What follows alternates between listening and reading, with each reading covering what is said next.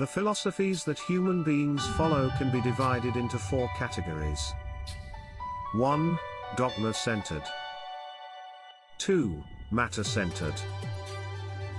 3. Self-centred. 4. God-centred. The ruling elites often blend two or more of these philosophies to have an ironclad grip over society.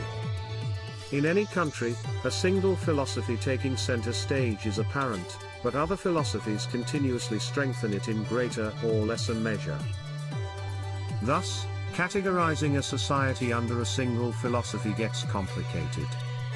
For example, the racial dogma-centered Nazi Germany's Holocaust of the Jews was also supported by matter and self-centered philosophies, in varying degrees. However, the categories of philosophy help us interpret and analyze countries and their leaderships. Dogma-centered philosophy. Dogma arises from ideas that turn obsolete in the light of expanding frontiers of human knowledge.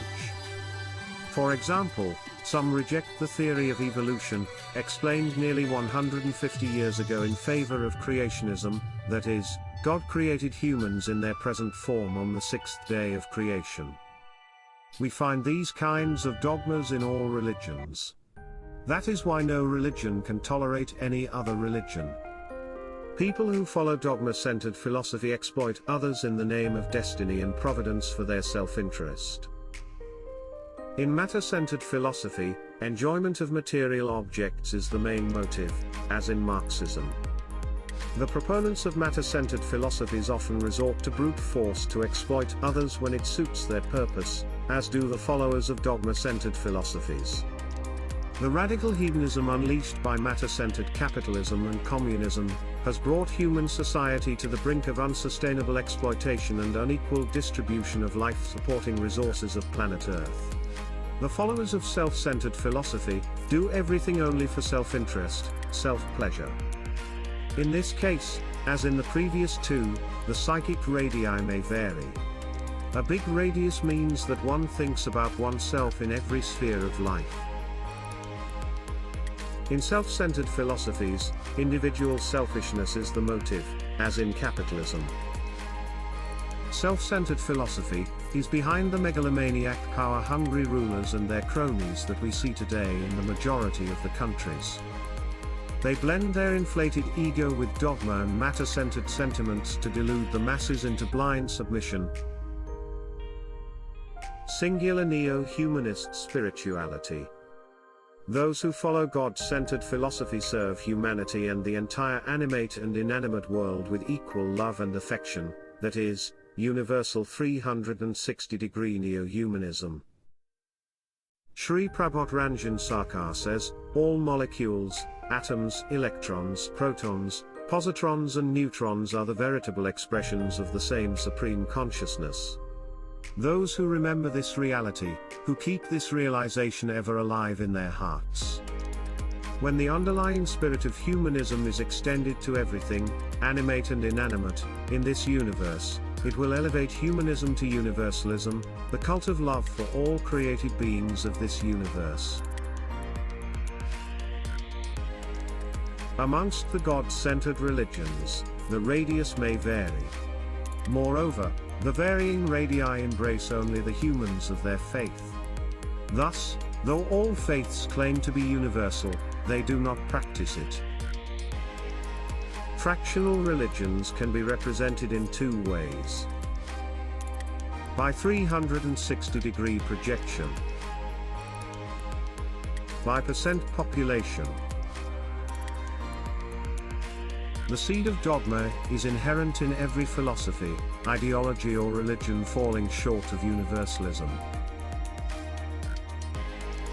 Way forward from fractional religions. Religions, however, are God-centered. Thus, every religion has the potential to be universal for the individual and collectivity. It can be realized by embracing religion's unique traditions, linguistic heritage and cultural assets of prana dharma, and at the same time, delegitimizing the divisive irrational dogmas.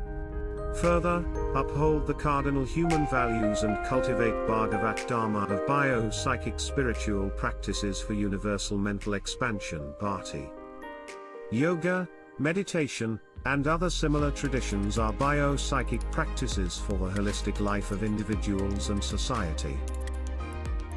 In God-centered philosophy, God is the nucleus, and the radius of one's selfless love and devotion goes on increasing towards God, transforming the mere drop of existence to the ocean of universal consciousness. Conclusion? Firstly, dogma-centered religious philosophies are the worst. They were responsible for the greatest bloodbaths in human society in the Middle Ages, from the fall of the Roman Empire 500 AD to the rise of the Ottoman Empire in 1500 AD. Secondly, matter-centered philosophies rose in the decline of dogma-filled Middle Ages, paving the way to hedonistic individualism and the Industrial Revolution.